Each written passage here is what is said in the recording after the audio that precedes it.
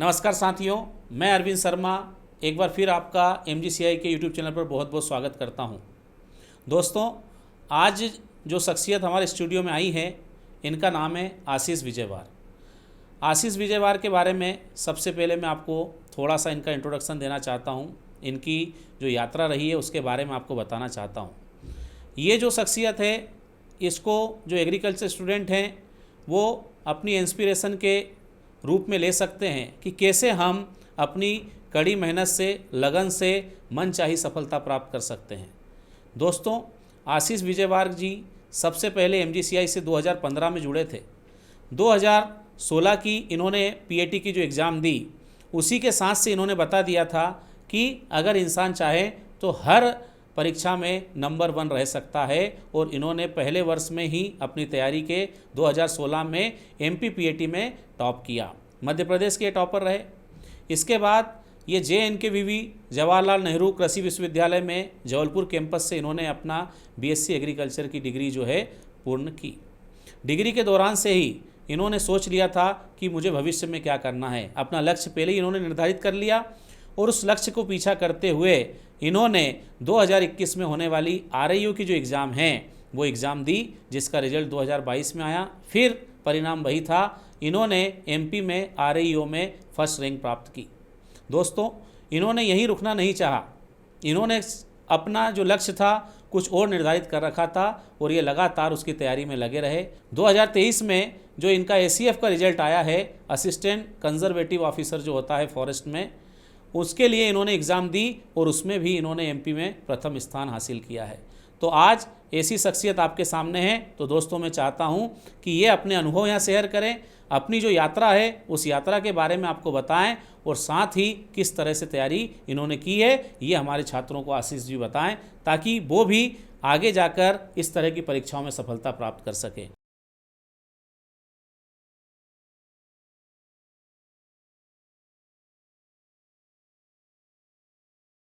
तो सबसे पहले आशीष जी, आपने ये जो परीक्षा का अपने मन में निर्धारित किया, ये कब से आपने डिसाइड कर लिया था, स्टूडेंट को बताएं।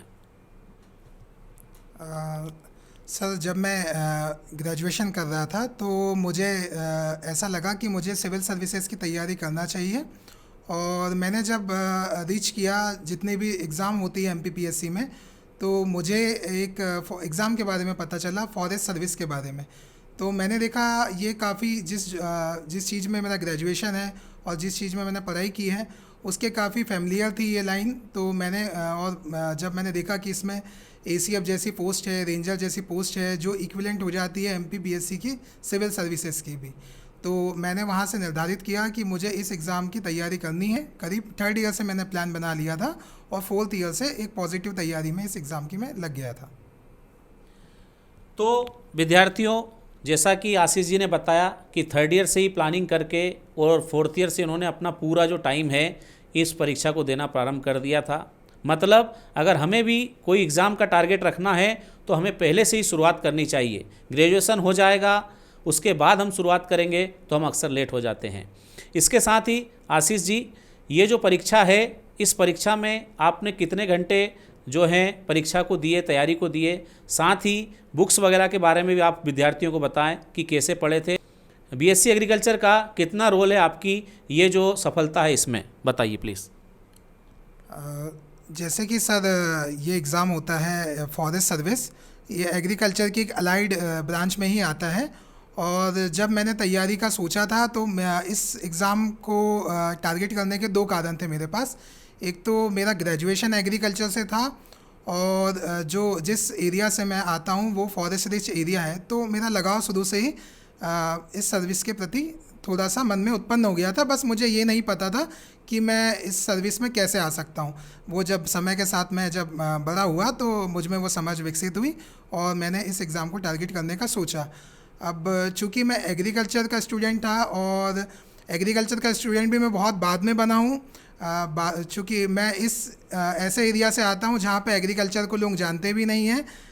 मैं बैतूल ज़िले के सारनी शहर से हूँ, जहाँ पे इंजीनियरिंग और मेडिकल लाइन में लोग जाना पसंद करते हैं। उसके बाद मुझे किसी कारण से मैं PMT नहीं कर पाया, और मुझे किसी दोस्त से पता चला कि एग्रीकल्चर भी एक बहुत अच्छी लाइन है और फिर मुझे एमजी कोचिंग के बारे में पता चला। यहाँ पे जब मैं आया तो मुझे बिल्कुल भी कुछ भी ज्ञान नहीं था एग्रीकल्चर के बारे में। तो मेरी जो सफलता स्टार्ट हुई, जैसे कि सर ने बताया कि मैंने 3 बार टॉप किया है, तो मेरी सफलता और मेरा परिवार जो प्रारंभ में रहा है वो एमजी कोचिंग ही रही है। और यहीं से मैंने अपनी नींव मजबूत की, मैंने एग्रीकल्चर को यहीं से सीखा। और मुझे ये भी नहीं लगता था कि मैं सिलेक्ट हो पाऊँगा, लेकिन पूरे एमजी कोचिंग और उन सब के प्रयास, उनके मार्गदर्शन का ही नतीजा है कि मैं पहले अटेम्प्ट में सिलेक्ट हुआ और मेरी फर्स्ट रैंक लगी थी पीएटी में भी।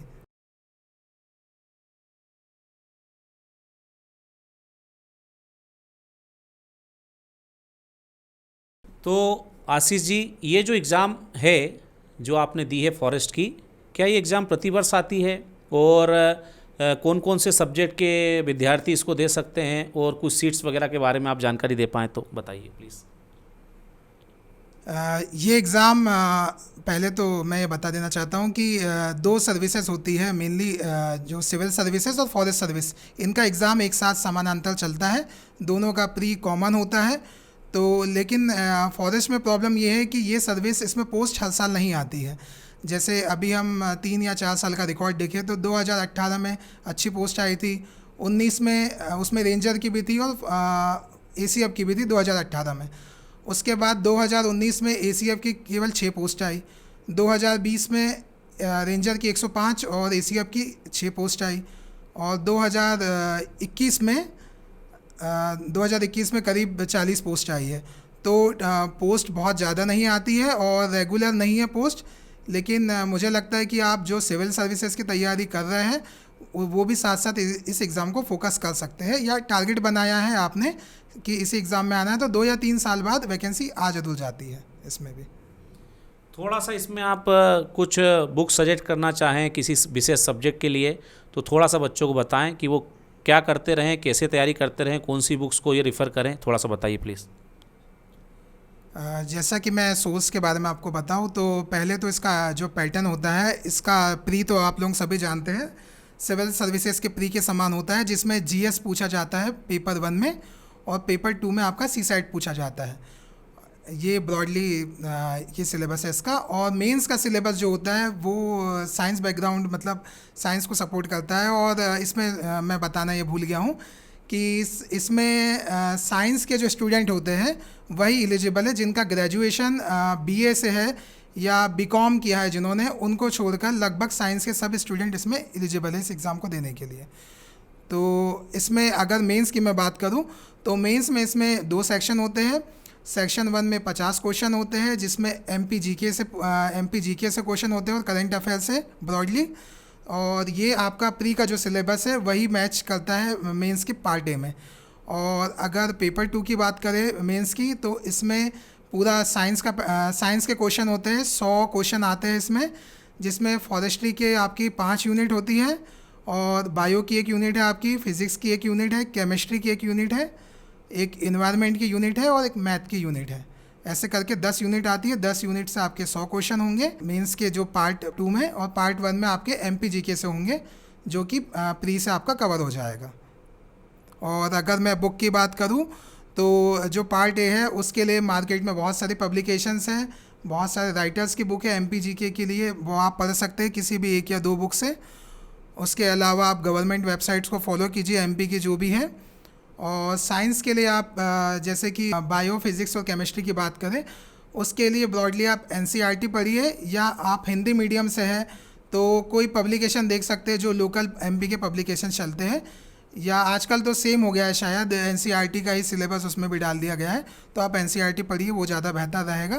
तो 10th 11th और 12th की एनसीईआरटी फिज़िक्स, केमिस्ट्री और बायो के लिए। और फॉरेस्ट्री के लिए आप मार्केट से कहीं से भी नोट्स ले सकते हैं। और चूँकि मैं एग्रीकल्चर बैकग्राउंड से था तो मेरा बेस काफ़ी मजबूत हो गया था, मैंने यहाँ से कोचिंग भी की थी उसके बाद से, तो मुझे फॉरेस्ट्री को समझने में उतनी प्रॉब्लम नहीं गई, तो मैंने नोट से जल्दी समझ लिया उसे। प्यारे विद्यार्थियों, हमने एक बात जानी कि एक तो तैयारी हमारे को पहले ही प्रारंभ कर देना चाहिए टारगेट को फिक्स करके। दूसरी बात, कभी कभी क्या होता है एग्ज़ाम प्रतिवर्ष नहीं आती है, तो स्टूडेंट डीमोटिवेट होने लगते हैं। तो हमें एक बात का ये ध्यान रखना है कि डीमोटिवेट नहीं होना चाहिए, हमको लगातार उस एग्ज़ाम की तैयारी को जारी रखना चाहिए। और बड़े लक्ष्य को निर्धारित करेंगे तो हमारे जो छोटे लक्ष्य हैं वो तो अपने आप पूरे हो ही जाएंगे। ये हमने आशीष जी से जाना। आशीष जी, बस एक बात मैं आपसे और जानना चाहूँगा कि कभी कभी डीमोटिवेशन आता है, कोई वैकेंसी नहीं आई है या 1-2 साल का इंतज़ार हो गया, तो बच्चे क्या है एक एग्ज़ाम को छोड़कर दूसरी की तैयारी में लग जाते हैं। तो आपने कैसे धैर्य रखा और कैसे लगातार आपकी लगन रही, इसके बारे में बताएं प्लीज़। जैसे कि ये सर ने बताया कि डिमोटिवेशन की बात की, तो ये सबकी लाइफ में कॉमन होता है, सबकी लाइफ में कभी ना कभी फेज़ आता है। मेरी लाइफ में भी आया था, क्योंकि जब मेरा ग्रेजुएशन मेरा 4th ईयर जब था तो उस समय कोविड आ गया था। 2023 में जो एग्ज़ाम क्लियर हुआ है वो 2020 की वैकेंसी थी, और आरयू का भी बीच में मैंने एग्ज़ाम दिया। तो मैं आप लोगों को यही कहना चाहता हूँ कि अगर आप जब भी डिमोटिवेट होते हैं तो अपने दोस्तों से ऐसा फ्रेंड सर्कल बनाइए जो आपको मोटिवेट बनाए रखे। आप अपने लक्ष्य को मत भूलिए। हो सकता है कि कुछ समय के लिए आपको डल फील होगा, थोड़ा सा ऐसा लगेगा कि हम लाइफ में क्या करें क्या नहीं, लेकिन मुझे लगता है आपको पेशेंस बना के रखना है और पढ़ाई को छोड़ना नहीं है। अगर इस बीच में एक अपना टारगेट बनाइए, बिल्कुल उससे भटकिए मत। लेकिन मैंने ये किया था, मैं अपने बारे में अगर बता दूँ तो मेरा टारगेट बेशक फॉरेस्ट रहा था पहले से ही, लेकिन बीच में आरयू का एग्ज़ाम आया था, मैंने वो भी दिया, मैं उसमें भी सिलेक्ट हुआ, लेकिन मैंने अपने मेन लक्ष्य को नहीं छोड़ा, बाद में उसकी भी तैयारी करते रही। लेकिन अपने मेरा वही कहने का मतलब यही है कि आप मेन टारगेट्स को कभी भूलिए मत। और बीच में अगर कोई एग्ज़ाम ऐसा आता है जो कॉमन है, जिसका सिलेबस थोड़ा बहुत, तो उस पर आप शिफ्ट हो सकते हैं, लेकिन पूरी तरीके से अपनी प्लानिंग को चेंज मत कीजिए। मतलब अपना लक्ष्य निर्धारित करें और अच्छे जो बोलते हैं ना कि संगति अच्छी रहेगी तो हमारी सफलता की उम्मीद बढ़ जाती है। तो अच्छे दोस्त बनाएं, ग्रुप बनाकर अच्छे से पढ़ाई करें। डीमोटिवेट जब भी हों, अपने माता पिता का चेहरा देखें कि उन्होंने किस तरह से मेहनत करके हमारे को आगे बढ़ाया, उन्होंने कितनी कठिनाइयों का सामना किया, लेकिन अपने बच्चों को उन्होंने इस कठिनाई से दूर रख के तैयारी के लिए मौका दिया। उनको याद करें और अपने लक्ष्य के ध्यान में रखते हुए फिर से तैयारी में लग जाएं।